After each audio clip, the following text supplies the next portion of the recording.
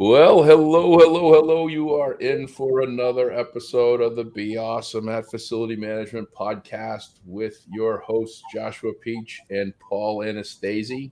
Welcome back, Paul. Another new room. Another new room, yes. Haven't been to the historic room yet. You got a historic room in the Watertown house. That's pretty good. That's good. Good. Well, this episode is interesting. I'm going to let Paul basically drive this episode in a minute. We finished our comeback episode last week, which, man, I got to tell you, we'll probably get into a little of that, Paul, but the Avis stuff, you gave me so much homework. It was crazy. And what's funny is there's a lot about We Try Harder, that slogan and how it was used, including the New England Patriots in the 1994 season that Avis was a sponsor, and that's what they talked about. But we're going to get into today's episode, which is you texted me and said, hey, do we want to have Justin on the podcast? And Justin comes to us all the way from Alaska, but he's 2 or 3 rooms over from you right now. Yep. He's state representative for which it's District 7, right, which is Kenai. And I'll let you fill in the districts and where you are and what you do. But we're going to talk all things Alaska, and Paul's going to drive this whole thing. But first and foremost, Justin, thanks for making time and welcome to the podcast. Hey, my pleasure. I have actually listened to your podcast for a little while, and happy to say I have some swag at home. So been representing a long way away. That sounds like we have some mutual friends that I didn't know. So thanks for being on that. Yeah. Happy to be here. Well, I expect when you get back up to the Kenai area that you and Lindsay and Tammy and Larry get together and do a formal Be Awesome picture pose, right on the river there with Dipnet season. That's kicked off this week, didn't it? Yeah, it kicked off actually last week when I left. It was 2 days in, and the run was starting off a little slow, but we're back up and running for sure. There's a lot of fish to be caught. So I'm going to let you guys start talking about schools and what you do and how you do it. But I do want to tell the audience, if you ever get the opportunity to go up to the Kenai Peninsula, whether you fish or you don't, it is one of the most incredible experiences in the month of July when Dipnet season starts. So first of all, I was laughing earlier that they've got a Walmart in town, and it's got the world's biggest parking lot. And it is because it is literally loaded with RVs. And up until recently, they were one of the only places in the world that had a Blockbuster Video. Sorry to hear that it closed a couple of years ago, but it was one of the last remaining Blockbuster Videos. But one of the most incredible sights to see are the fighting lines along the Kenai River, the dip netters that literally they're catching their fish for the year and bringing it home. If you're in Canada, if you're in Alaska and you go to a grocery store, you go to the seafood section, you buy fish, people look at you kind of funny. And so it's an amazing place, and got to be a really cool place to call home and in your service to try to make it better. We're gonna learn about. So more Paul. I'm gonna let you kind of drive some of the questions, because I want to sit in the back and listen to you for this go around, and I'll probably chime in here on occasion. We know how that goes. It's hard for you to do that. So I'm just as full disclosure. Why do I have a state rep from Alaska in my dining room? Not just to talk to Josh. That's the reason. Justin's actually family. Justin is married to my wife's niece. Justin's mother-in-law was my wife's sister. So they come all this way. Not often enough. So I took advantage of having Justin here, knowing now that he's not only in the legislature in Alaska, but he chairs the education committee. And when I asked him before we got on the air, the education committee, so you guys just deal with education, not facilities and not brick and mortar. And he said, no, we deal with it all. So knowing the state of our politics in the country, in the world, what makes a young Justin's a pharmacist as well. He's has 3 pharmacies in the state. So what would make a young pharmacist want to get in the crazy world of politics? How did that happen? Actually, it was that's a super good question. It makes me reflect a little bit on why I made some decisions, but the main reason was I was involved already. So I had served on my city council for a number of years, and thought it was about giving back to your community. There's a real important aspect to that, I think, to make sure that you stay involved in the services that you use, the people that you rely on. You like to know what's happening, and in my particular field of pharmacy, there is a lot going on. It's really hard to actually run a pharmacy business. There's a lot of politics involved in it. And I was actually helping write some legislation for our Alaska Pharmacists Association and noticed, wow, it's really hard to have this conversation with the people in the legislature because they have a hard time understanding healthcare because there's not a lot of healthcare people in the Alaska legislature. So I came back home and had a conversation with Jessie that you mentioned, my wife, and said, "What do you think about being in politics at a higher level?" And she actually didn't hesitate. I thought she would tell me no straight off the bat. You're crazy. And she's like, "Wow, that actually, I think, you like serving, and you'd be a good fit for it." So I asked a few more people, expecting them to tell me no, and they didn't. So I officially launched a campaign just about a year and a half ago, and somehow, some way, won a seat against an incumbent, and we were off and running. So a lot of the reasons why were pretty simple. I was involved already, and felt that my voice was one that was important to be heard. Well, that's really interesting. I mean, I've known for years that she was crazy. I just didn't realize how crazy you are. Yeah, I was supposed to be the stabilizing influence, right? You were supposed to go, and she was going to say, "No, don't do it, don't do Right. it." And now look where you are. So, all right. How do you get to chair the education committee? Is that the freshman job that they give all the newbies? It's like, here, you take education. We don't want it. Well, and before you do that, like, what's the lay of the land as far as your district, as far as, like, population and size? Because everything's so much larger. And as you've heard in some of the podcasts, one of my friends is another former politician, Santa Claus, North Pole, Alaska, and I mean, he won city council with a couple hundred votes. Because there are not a lot of people, but there's a lot of land. Yeah, so Santa Claus ran for the United States House seat recently. He was on the ballot with 49 other people. Yeah, actually didn't perform that poorly. A lot of good name recognition there, so that was awesome. Yeah, I think that so most House districts are split based off of population. There's 40 House districts total, and they most people represent just about 20,000 folks. So some a little more and some a little less, but I represent just about 20,000 folks in the Kenai and Soldotna area, which is sister cities. I guess they're about 5 miles apart from each other. Okay.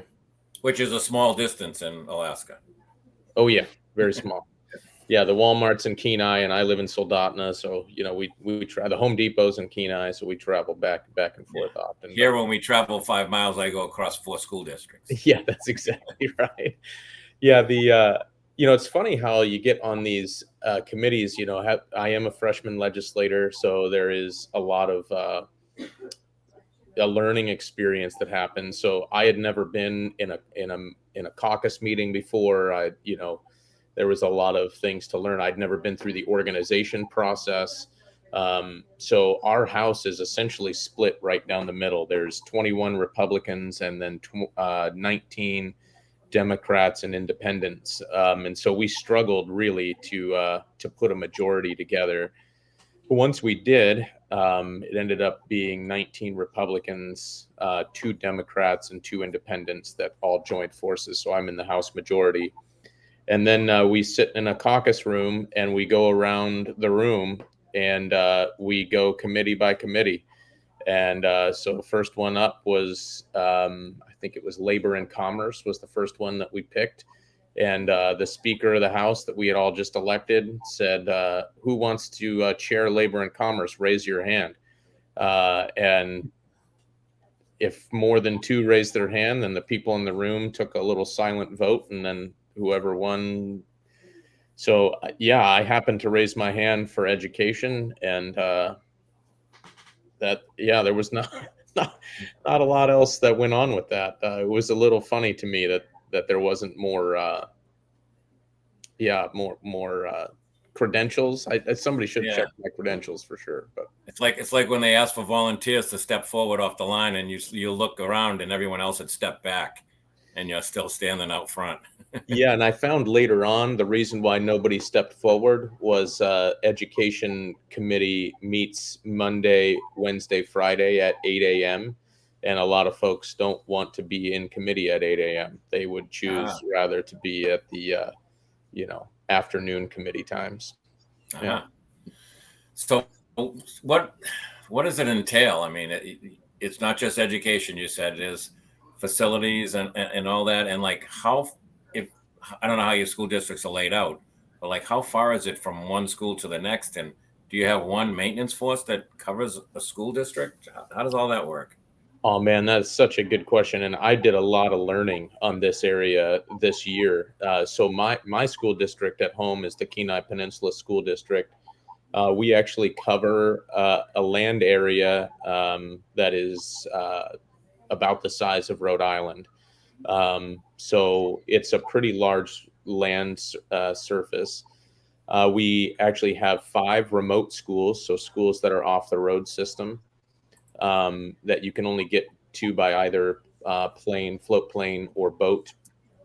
So it's a really fascinating school district to serve in. We have central leadership that's actually in Soldotna, and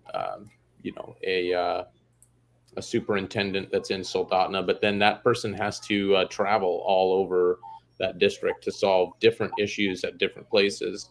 One of the things that the state of Alaska has is a constitutional mandate to provide public education in locations that have 10 students or more. And so what that's led to is we have 54 school districts across the state, some large like mine, some really small where they'll be just on an island by themselves. So it's very challenging.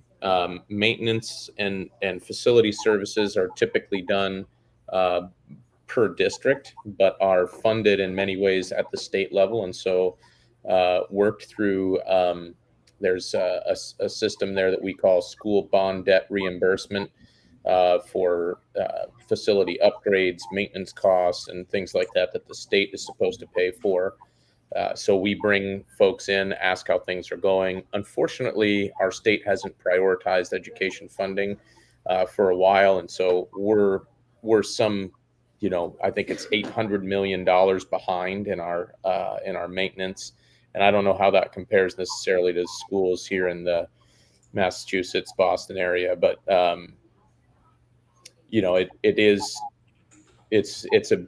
it's a little bit of jury rigging all the time, it seems like, for our maintenance folks trying to keep things going, especially in the face of lack of funding. But we have an interesting dilemma up there being so spread out. Yeah, and you referenced Rhode Island.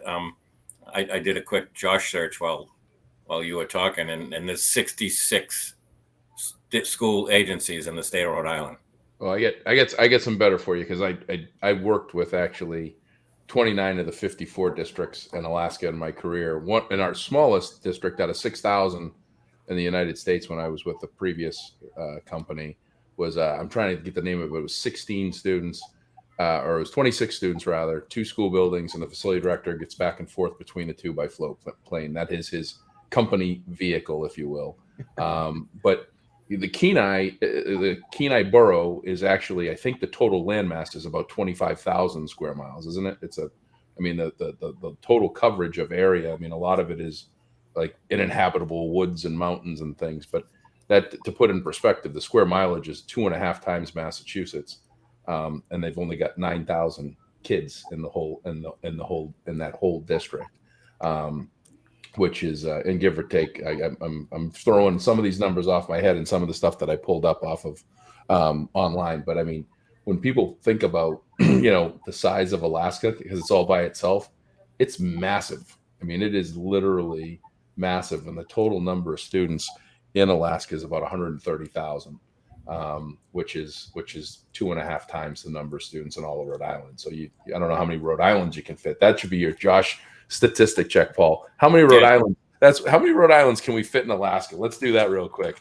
And while you're doing that, I'll tell you that the first time I went out to visit family in Alaska, we rented a Winnebago, and I drove forever. I mean, 3 days before I got to where they were, and I could park and rest. But when I looked at the map, I covered like this much of a map that's this big. Yeah. It's like there's no way you can cover it all. Yeah, 425 Rhode Islands fit in Alaska. Wow. So, yeah, and I've done all of the ridiculous stuff because when you look at Kenai from Anchorage, it's not that far, but there's this thing called cold water in between it, so it's like a 15-minute flight, or it's like a 5-hour drive, and in the summer you run a risk of having, which I did, a forest fire that closes that one main road. I can't remember the name of it. There's that one road that you take that gets shut down in the summer. So it's appropriately named Highway 1. Yeah. So do they have an interstate? I always wondered, why would we have an interstate in Alaska? Yeah, no, we don't have interstates. Alaska and Hawaii. I said, I'm wondering if they have an interstate highway, because that's just doesn't make sense to me. They have roads that you drive on that just has a sign that says end, and that the road just stops. Yeah. When I was there, I noticed, I don't know if it's still this way, but the law was, as long as your driving wheels were off the driving surface, you could camp and sleep in the vehicle. That's what they told me when I rented it. And I'm assuming that's all the same, because we know once the fishermen get there, they go anywhere. Oh yeah. It's pretty accurate.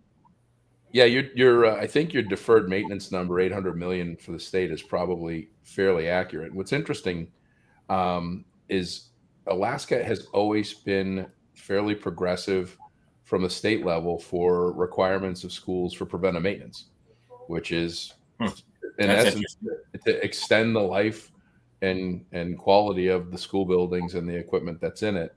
But yet still have those challenges. And I'm throwing darts, but I'm guessing it's all because of proximity. And I'm sure that you are having in Alaska the same thing we're having in the lower 48, which is staffing challenges. Or does everybody just want to work in Alaska? No, people don't. We're actually having our, I think, 4th year of out migration. So our population declined about 2% in the last couple of years. Year over year, and that's concerning to folks in the legislature. Oil continues to be our big driving, economic growth factor, and we did just get approved to build 2 new pads, actually 3 new pads, called the Willow Project on the North Slope, which was a big deal. We haven't had new oil exploration there in a while, but one of the biggest challenges for our school system there is how remote a lot of our schools are. And just the cost of getting goods and services there. For example, a gentleman I got to know in the legislature lives very remote Alaska and was working on building his family home. And he was doing a lot of the work himself. But in order to get the actual equipment and products to his building site, which his building site is iced in about 7 months out of the year. So he had to order things a year in advance, make sure they were on the barge, was gone, and then they had essentially that window to get that in there. And then, of course, there's always delays and things like that. So we finally got the shipment in, a month late, and then, your building season is now just that 3 months essentially. And so it took him about 3 years to put his home together because it's building season short, tough to get supplies. But imagine trying to build something knowing that there's not a hardware store close by. You had to get everything ordered right the first time, and you weren't really allowed to make mistakes because nothing's coming unless you. Yeah, how do they do it with schools, building something that's so much square footage? And then my obvious question is, does the state fund school building in any percentage? I mean, is there oil money? I know there's a lot of oil money there, and is that any of that being funneled to the schools? Yeah, there is a program that was around for a long time, and that was what I mentioned, called the school bond debt reimbursement. So local municipalities would take on the bond debt, but then the state would reimburse them that bond debt. Well, now the state is in a bad financial situation, so to speak. We've kind of put ourselves in a hole, and so those bond debt reimbursements aren't necessarily getting paid. So that's now falling back to the municipalities, and we've had some issues with some defaults and things like that on some of those reimbursements. But um, one other thing Alaska has as well is what we call a rural education attendance area. And these are Alaska's split up. We don't have counties, we have boroughs, and we just have a handful of them. And then the areas that are not incorporated into a borough, the state actually is the manager for those lands.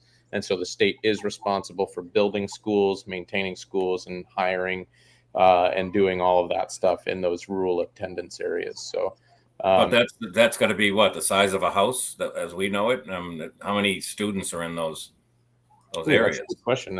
One I do not know the answer to, but it's actually a number of schools Yeah. that are in. In fact, we have a member on our state school board who actually represents just the rural education attendance areas. Wow. Because I know here what we do is we have a Mass School Building Authority, and they garnish 1 penny on the sales tax, and then you have to apply to them as a community for a school building, and then they'll pay a certain percentage. Some get 40%, some get 60%, depending on the need of your community. But it's all done through the sales tax. And that's one of the issues that Alaska is debating currently is we have no state income tax and no state sales tax. And actually, the majority of our state services are funded by essentially taxes on oil revenue, and that's it. And the last few years, as oil revenue has declined, we've had to pull from a wealth fund that Alaska has called the Permanent Fund, and that generates in many. Well, the market was very good for the last few years, not so great now, but it generated about $20 billion in earnings over just a number of years, and so there was a lot of money in something called an earnings reserve account, and so typically that's paid out to the Alaskan people in the form of a dividend. Last year, I think it was $3,200 per resident. This year, it's going to be $1,300 because it was supposed to be $3,900, but the state, in order to fund services, is now dipping into that earnings reserve and not able to pay as large of a dividend to the people. Wow. How does that impact? I mean, that's $3,200 a year. It was supposed to go to $3,900 and then goes like that. Has to have a widespread impact on a lot of your, obviously your low income earners and low income livers up there. It is the hot political topic of the day. If you land in Anchorage Airport and just start shouting, "I want my PFD," you'll find friends. I'm going to try that. I'm going to try that next time I go.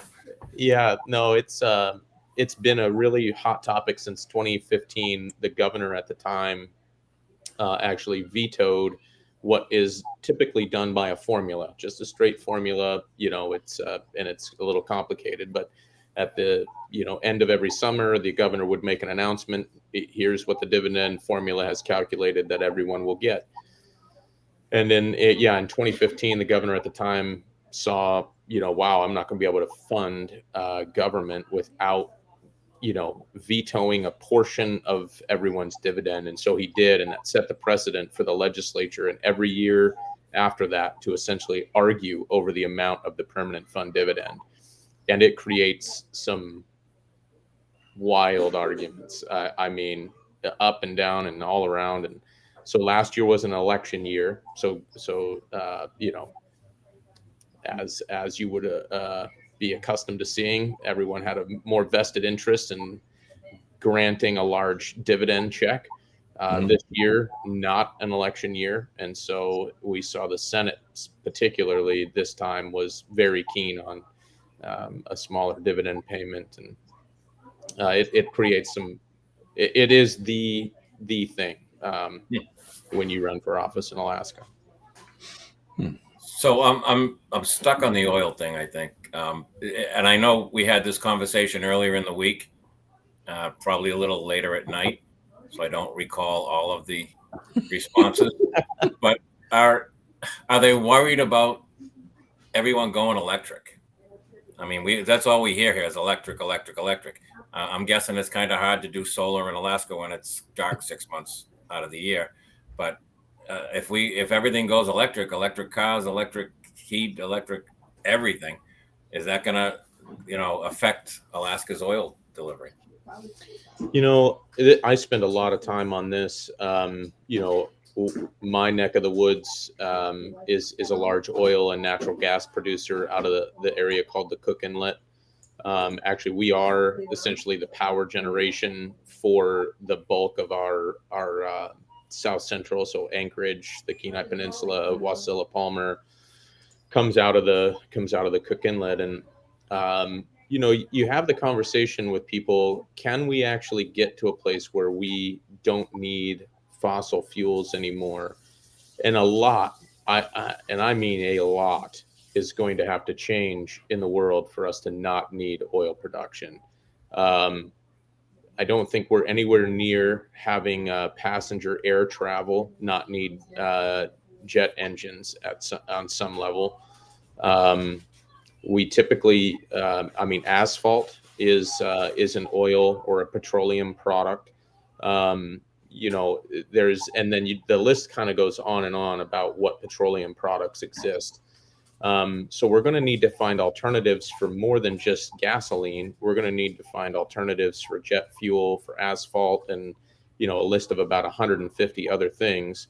And maybe there's a world we live in that doesn't need asphalt, but what are we going to drive our electric cars on? I'm not entirely certain how that works.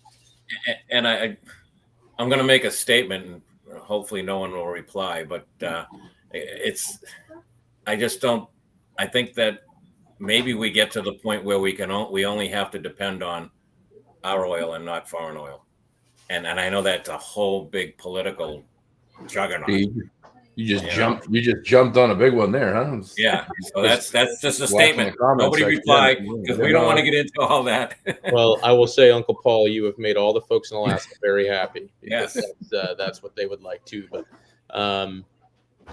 no, I think that a lot of the conversations I'm a part of, what they're saying is obviously there's a limited lifespan to fossil fuels. Until you have to go either look for more, hope there's more, find more. In order to keep energy costs down, one of the things we want to be able to do is extend the life of our fossil fuels. And so renewable energy obviously plays a role in the future of energy production.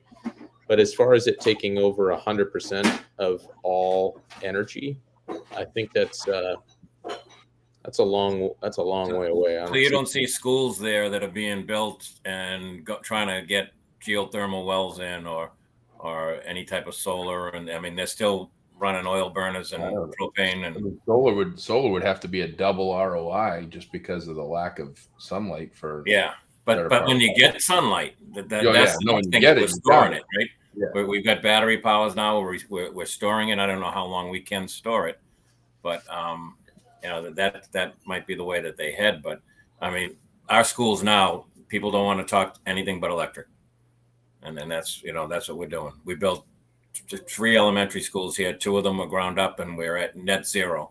We're collecting all the energy that we need to run the schools, and I think that's great. But everybody can't do that. No, and especially the farther north you go, to you'd have to have geothermal energy in order to do it, because solar energy is going to be non-existent for 60 days at a minimum. Yeah. But there is geothermal resources there, and something we obviously can look into. But I think Alaska's a little ways away from being able to even having those conversations. Yeah. Yeah. And people, I mean, one of my good friends that I coach Little League with, He actually is he owns a solar panel company, and a lot of people use it. For 6 months out of the year, we go gangbusters on solar energy. So Yeah. and yeah, we have battery systems. Our local energy authority just installed a giant battery system that can actually hold enough energy to power our local grid for 72 hours in the case of an emergency, and that was a good upgrade. Yeah. So we're getting there. Yep. So getting back to the schools, and I guess a message that we like to get out and send back to different communities is that a lot of the facilities and custodial staff we're seeing here, I'm sure it's the same there because it seems to be the same across the country wherever we go. They don't really realize how much they're supporting the students and how much they're creating a safe, warm, dry place for children at least 6 hours a day, if not more. And for so many kids, that's the best and safest 6 hours of their day.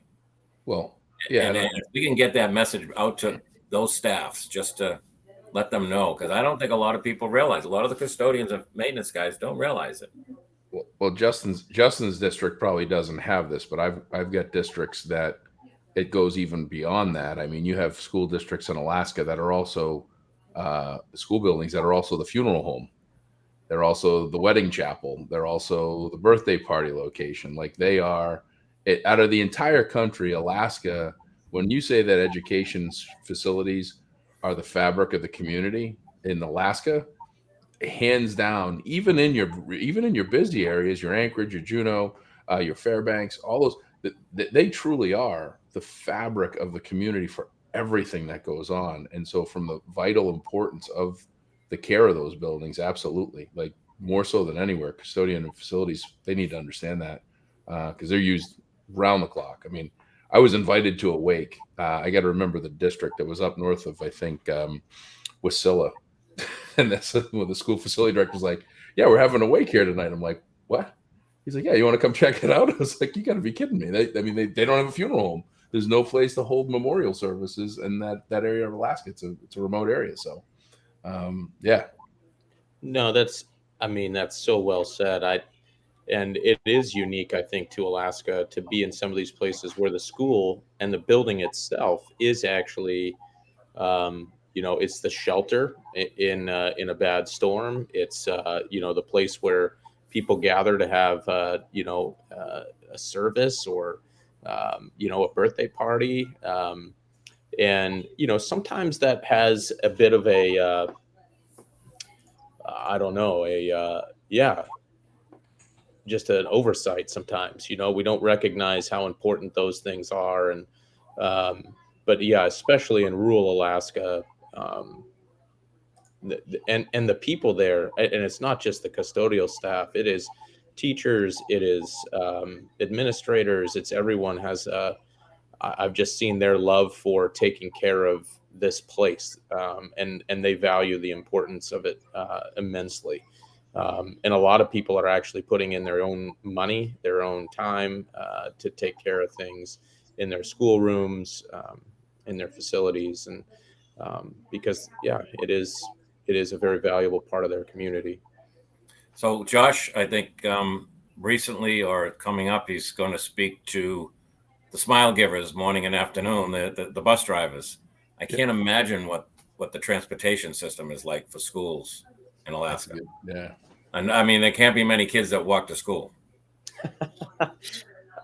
No, we have a pretty robust bus program in the areas where there are roads to bus children. But boy, Alaska kids are tough, man, and so are Alaska school bus drivers. I mean, they're up, as most school bus drivers are, very, very early. But a school in Alaska does not get canceled for much. I mean, you got to have like, a good 12 inches of snow still standing in your roadway for a school to be canceled. So, and they're driving in the dark both ways. Both ways. Yeah. Oh, yeah. That's the thing. What's even crazier is they don't use chemicals. They don't use like road salt in most places in Canada. They plow like a half inch above where the snow is on the pavement, and they throw loose asphalt down. That's how you get your traction. I mean, most people have snow chains on their cars in the wintertime. And then and it's genius in my opinion, because you're not putting chemicals in the drinking water supply, and you're not putting it all over and deteriorating the road down.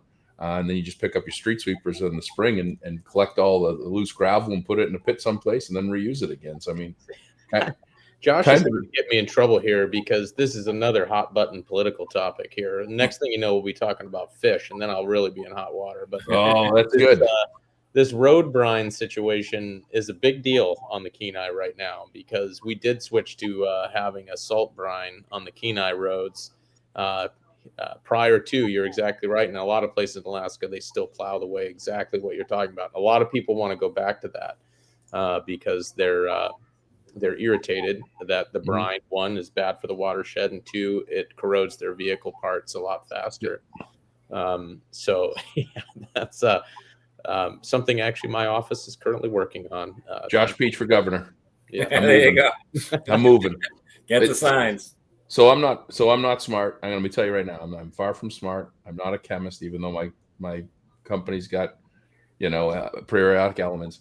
But there is something to be said about the natural, putting stone down, not putting any chemicals down, not having to do any research on it. The rocks have been there since the beginning of time. It's scary.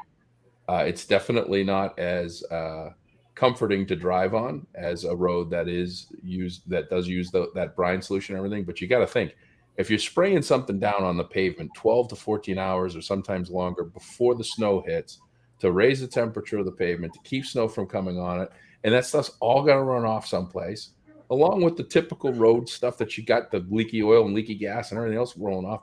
And it's so beautiful up there. It's so pristine. Like, it's one of those just really amazing, untouched, you go to places in Alaska and you're just like, this is the way I think the world is supposed to be. Just sheer beauty. And, you don't want to do that. And I get it. And the fish, and we can get into the fish, because the way that you guys track the fish, and you don't need to worry. When I come to Alaska, I don't affect the fish population. Paul knows this. I don't catch. I did a 6-hour fishing trip on the Kenai River. Everybody, the fight lines on the side, the people in the middle. I wanted to catch a king salmon, and this guide said I never go out and not catch anything. 6 hours, didn't even catch a buzz because we couldn't bring the beer on the boat, and we just drove around and watched everybody else catch stuff. But that's. When you talk about revenue, another big source of revenue for you guys is tourism.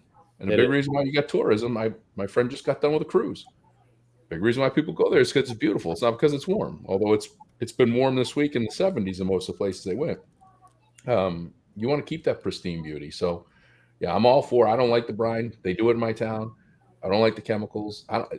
Breaking down to the car is a little thing. Breaking down to the world and the earth is the other thing. If we can figure out how to conserve this a little bit. So I'm with you.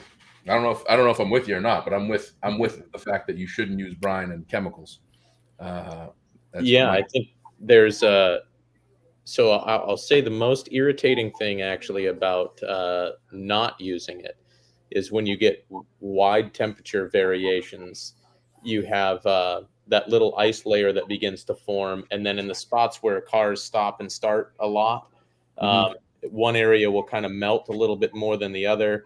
And so you'll get essentially like ice potholes in a bunch of different places. And that's, by the time you get around to like March and April and they're big, deep ice potholes, that's when you're kind of like, maybe we should have done something different. But up until then, it's usually okay.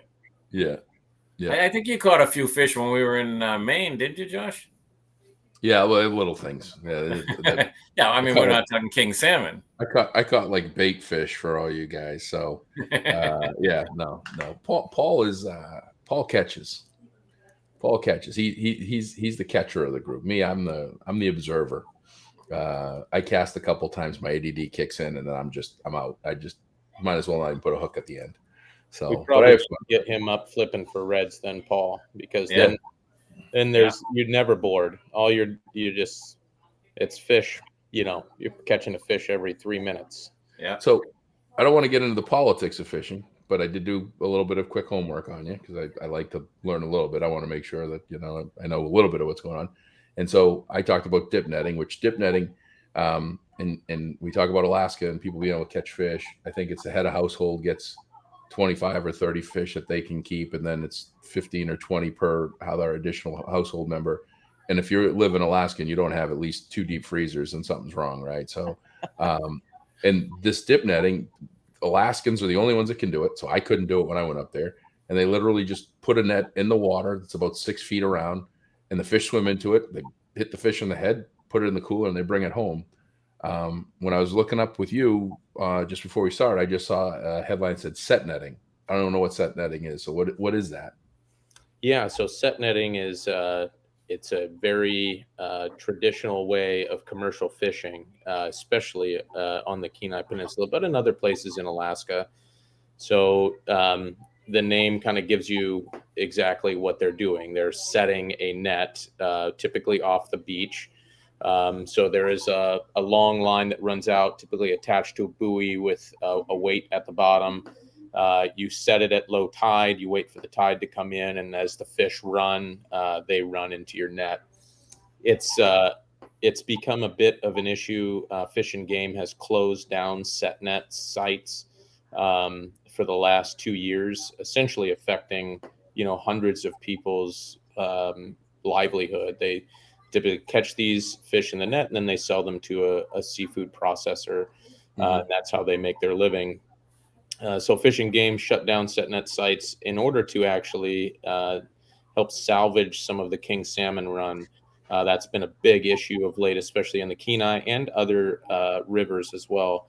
The lack of the Chinook salmon returning to rivers to spawn, and that's actually our Kenai River has you can't fish for kings on it really right now at all, and we're trying to get that population built back up to sustainable levels. So the bill that I have in the Alaska House is actually a buyback program. There is a few hundred set net permits right now for the Kenai. And the bill would actually propose to buy back some of those permits to reduce the total number and allow people to get back open again. That way, by just reducing the volume of those set net sites, potentially we can reduce the volume of Chinook salmon being caught and still allow people to have a livelihood. So that's the impetus behind that bill. And it's a bill that's been around actually for about 8 years now and hasn't gotten through to the end. My learning lesson of the day. Yeah. So I got a great shipping salmon story. When I was out there last time I was out, I had a 50-pound box of frozen salmon. What I did was I caught all these salmon. We went to Jessie and Justin's house, put them in the freezer, and they froze up nice and tight. And then I realized that the airlines won't let you use dry ice anymore in the containers because it takes the oxygen from the small animals that might be underneath in the cargo hold. So I had to go with ice packs, wet ice, and I pack it up all nice and tight. They got styrofoam boxes. They're made for that. I got 50 pounds. I'm going to go down to the FedEx place to have it shipped. And I said to the guy, how much? He says, $250 anywhere in the continental United States. And I said, so it's $250 if I ship it to Seattle, and it's $250 if I ship it to Boston. He says, yep. I said, well, that just doesn't make sense to me. I says, I don't know what you guys. And then I realized I could pay the extra bag fee on Delta for $35. I'm only 50 pounds. I'm in the range. Yep. So I pack it in. I'm not the only one on the plane. And we hit thunderstorms on the way back, and they put the plane down in Fargo, North Dakota for an indefinite amount of time. And I said, man, they better get this plane back up in the air or there's going to be a whole bunch of smelly luggage under there. Oh, yes. That's all I could think about. But then I'm saying, at least it's not me, because sometimes when stupid things like that happen, it's just me. I had half the plane full of salmon that was coming our way. So, but we made it, and the salmon, some of it had, got a little soft, but we survived. So my salmon story of Alaska is I've been fishing 3 times in Alaska. All 3 times come up with nothing. And I don't even know what I would have done if I caught something, but still caught nothing. And this was 2019, I guess. I flew out to Anchorage, spent the night, and I was taking a plane to Valdez. And our plane lost one engine. We did a couple of figure eights in the air to burn gas, went back to Anchorage, landed, and waited 12 hours to get the next plane because they only had so many planes that could go to Valdez in a day. So I got out there and I was like, hey, I might be stuck here and I need to get back to Boston. So I flew back to Anchorage the next day. And Jim Farrington, who's a friend and he's a business manager for Anchorage Public Schools, I called him up. I says, hey, I'm here for another day before I leave. You know, want to grab a bite to eat. So we go grab some lunch and I'm going to catch my flight. He says, my friend just caught a whole bunch of fish in Kenai and let's go over and I'll give you some. I was like, what the hell am I going to do with it? Like, I can't. I'm getting on a plane in 2 hours. Carry on. Just take it and carry on. We went to this outdoor center, and I bought a cooler for $30. And I don't even know what kind of cooler this thing is. It's like a soft cooler. This thing has got like better quality than any Yeti or any other thing. I put like 3 ice cubes. This thing was flash frozen. The fish was flash frozen. I put like ice cubes from a gas station in this bag. I'm like, there's no way this is going to hold. It was a 17 hours, landed, pulled it out of my suitcase and rock solid frozen still. Yep. It was the best salmon I ever had. So now I go there every time I bring my cooler bag with me so I can bring a couple pieces of fresh salmon home. So, but yeah, my one bring back wasn't my own. And yeah. I actually kind of did mess up then. I didn't get a chance to fish yet this year. So, because I've actually been here kind of in the hot fishing season, and I really should have been able to bring back a nice box here for Paul, and I guess I kind of failed at that. I might. Well, when you get home for $250, you can ship it FedEx. $250. Well, that was 10 years ago.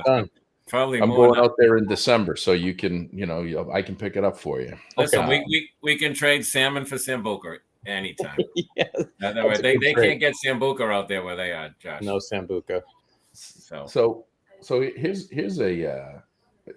kind of a combination of politician, resident, and you obviously have a passion for Alaska, and you want to see Alaska flourish.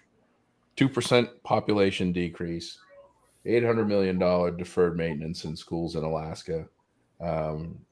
We've talked about the challenges, trials, tribulations, difficulties. What are some reasons why someone should pack up and move to Alaska to maybe look at a career in the education in the public sector, or in some other, in some other function? But what's some good selling points? I know I got a whole bunch of them. I talk to my family about moving to Alaska all the time. I'm like, yeah, I don't think they could do the dark part, but I could do it standing on my head. Well, I'll tell you why I moved back. So I went away to school in 2004 to study pharmacy, and came back to Alaska in 2008. A little bit, actually, not of my own volition. I had kind of thought I'd stay down in Idaho area potentially, and then my wife's mother got sick, and we decided to move back home to be closer to her, and didn't really think through that very much. But then once I got home and I'd been there for a couple of months, I realized something about the state that I was from. And, as a kid, sometimes for all the reasons that kids hate things, I had not, had that love for my state as I should. And the thing that I actually would tell folks is the opportunity to succeed in Alaska with a little bit of hard work and, a moderate amount of intelligence is off the charts. We really respect people's ability to be an entrepreneur, to start something from scratch, to build something local, to take care of your community. Even the fact that I'm a state representative, that blows my mind. I'm just a normal guy who lives in a normal place and tries to do normal things. And now I get to represent a big group of people. That's a opportunity that's somewhat unprecedented in other parts of the country. And the other thing that I really love about my state is we have just an immense amount of freedom to be what we want. I mean, Alaskan independence is a very big deal. Um, Independent thinkers, independent doers, independent landowners, independent political minds. Um, it's a very uh, great place to be able to just kind of put down roots and be who you want to be and raise your family. Um, those are my two selling points. Probably a couple of others is the traffic compared to here is way better. You can get from when the roads are open. Yeah. 5 miles only takes you 5 minutes instead of 5 hours. We have winter's not as bad as you think. There's a lot of fun things to do in the wintertime. And it's a good place, and we don't have any taxes, so that's a big deal. So Josh, he quickly touched on going back home because his mother-in-law was ill.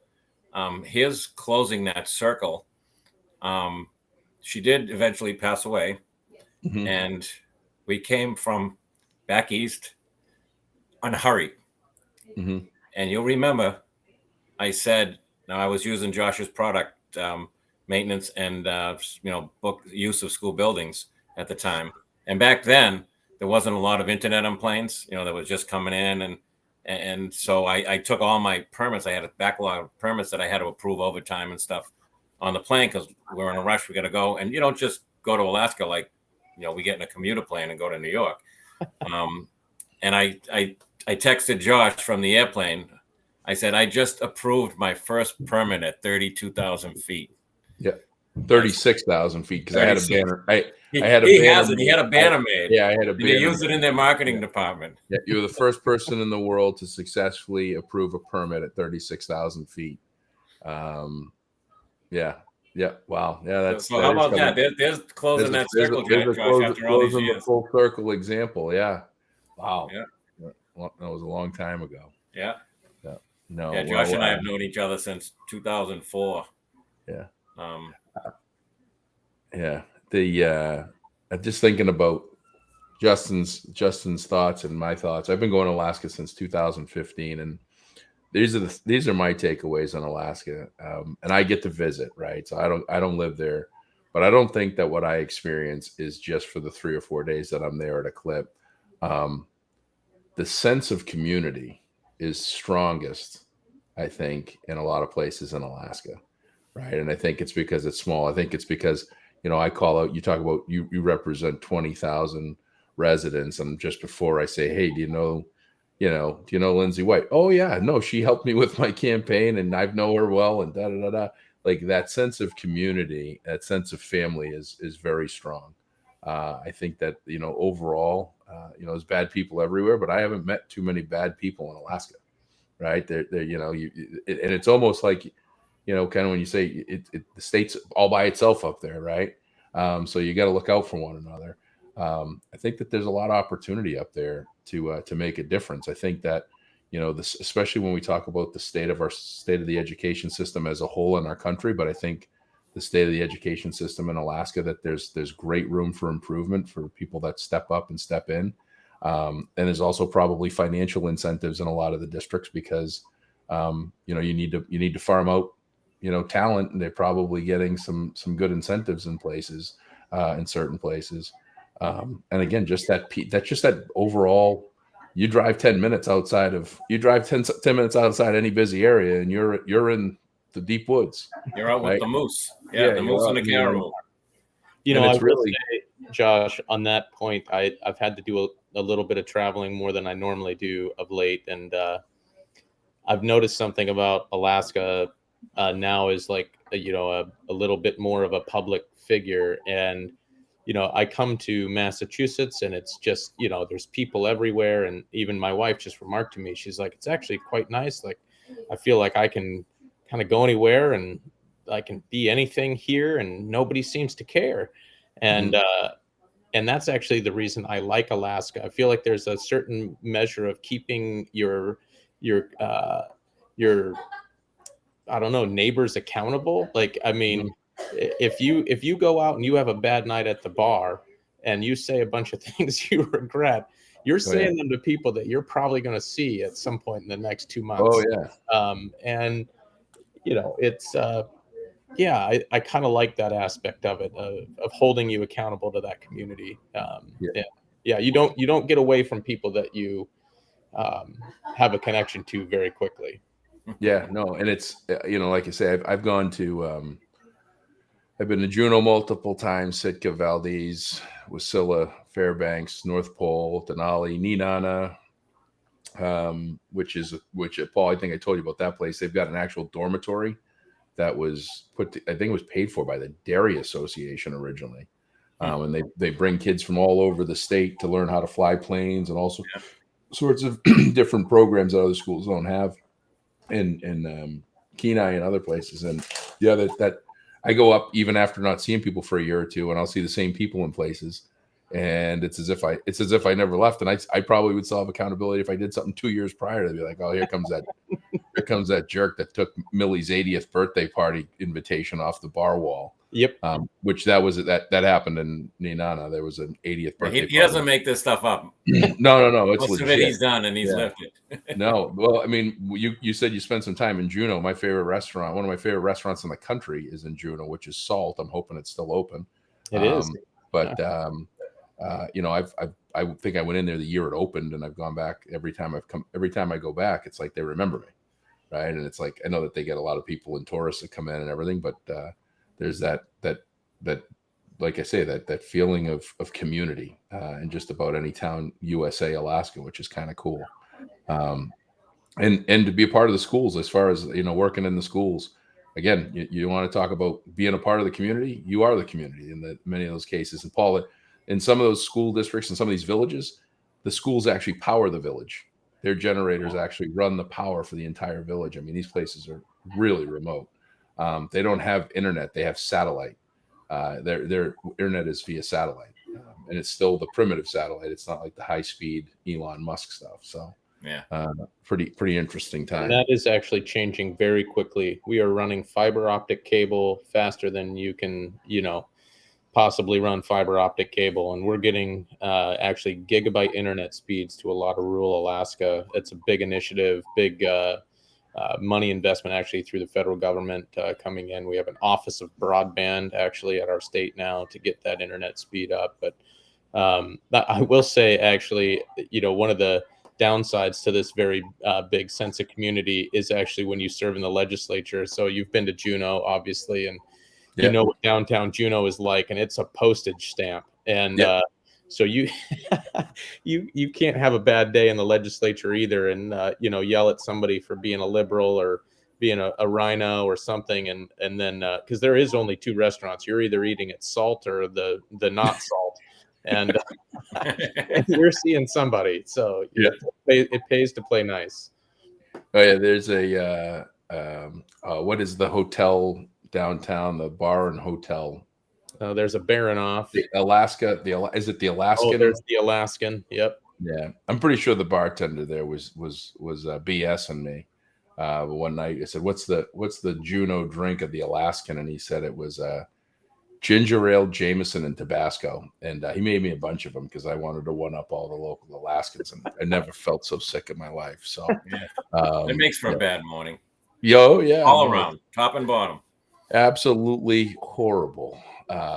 But no, this was great. Glad I got to meet you finally virtually. Hopefully I get to meet you in person one of my trips up to Alaska. I know I'm going up, like I said, I'm going to Anchorage the first week in Alaska. I'll be at the Captain Cook. Captain Cook. Last time I was there, I think was the 9.0 earthquake. Oh, I'm sorry. I was there the day after 2018.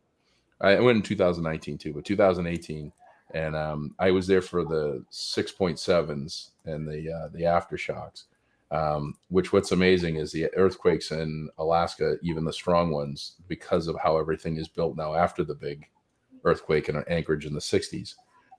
You barely felt it. You saw the buildings move, but you really didn't feel the actual earth shaking the way that you would think it would. So Yep.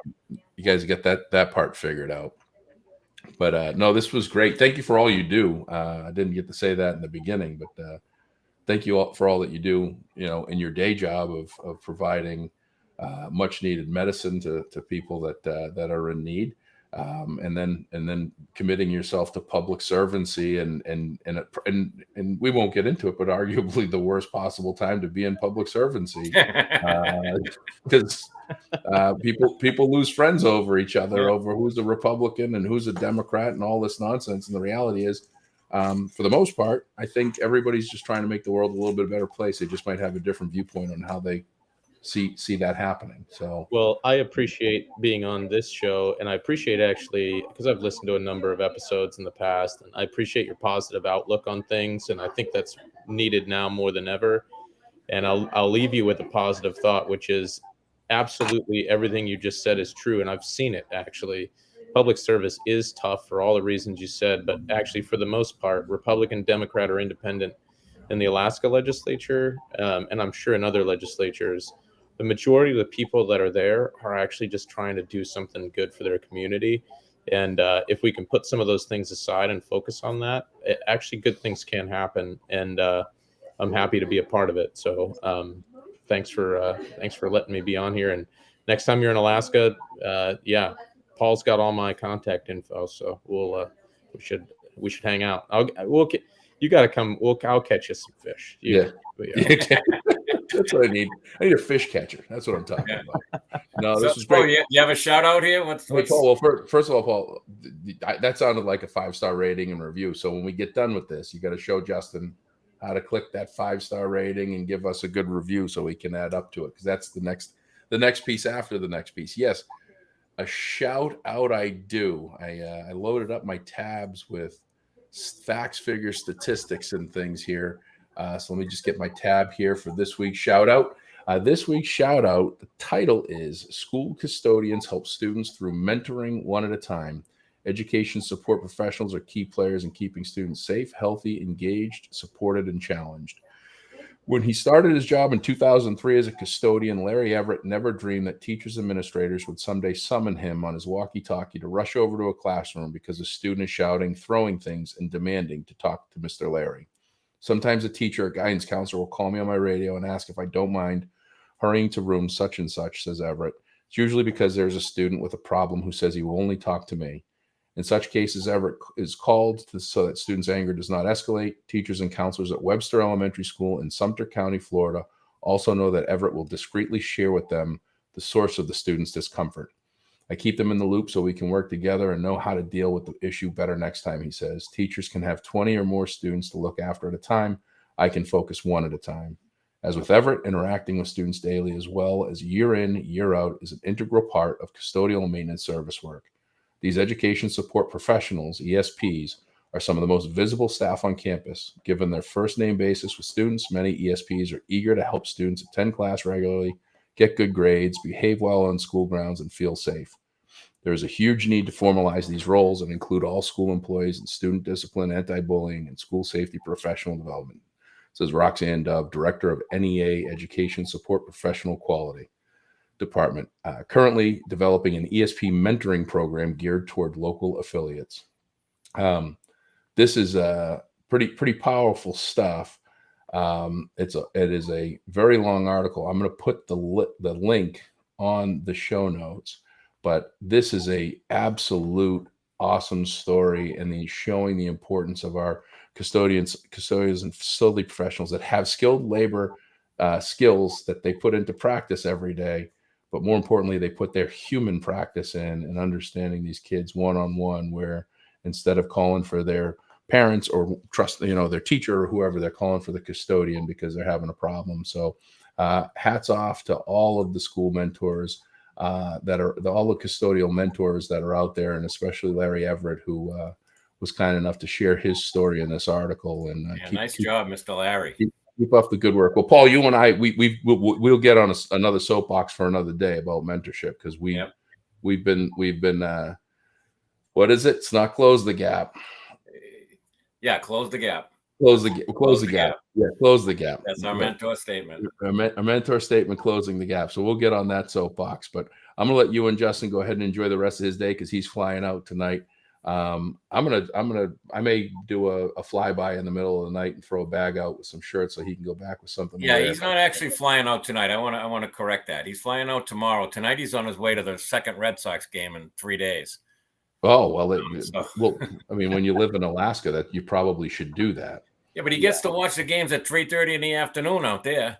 Well, that's How true can you too. beat that? That's a terrible time. That's when you're supposed to be working. I like the time game. Yeah. Well, listen, you enjoy it, and we will get you some more Be Awesome swag for you to wear proudly, so that you can get up there with the other Be Awesome supporters. And thank you to the Whites in Kenai that have been supporters since day one.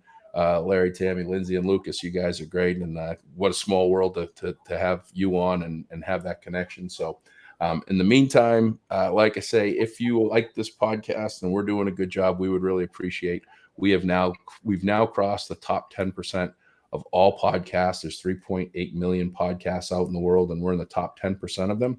Are my other podcasts, the Be Awesome podcast, in the top 2.5%. And I want to close that gap, Paul. I want to have two podcasts in the top 3%, and I want you to be on one of them. So if you could give us a 5-star rating and review, share, subscribe, do all that fun stuff, but do the ratings and reviews either on Spotify or Apple Podcasts, that would help our cause greatly, and we would appreciate it.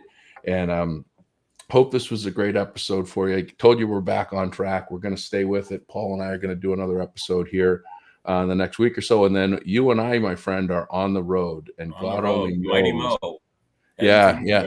I got the Mighty Owl that's going to go with us, so we'll see who we can pick up and do the 360-degree camera work with, no vibration. So in the meantime, keep doing what you're doing. Thank you for all your hard work to the facility professionals in schools, taking the 70-day break, aka the most work you probably have to do in a short amount of time of getting the schools back up running, capital projects, cleaning, maintaining, managing, and countless other tasks while there are less people in your buildings after Labor Day.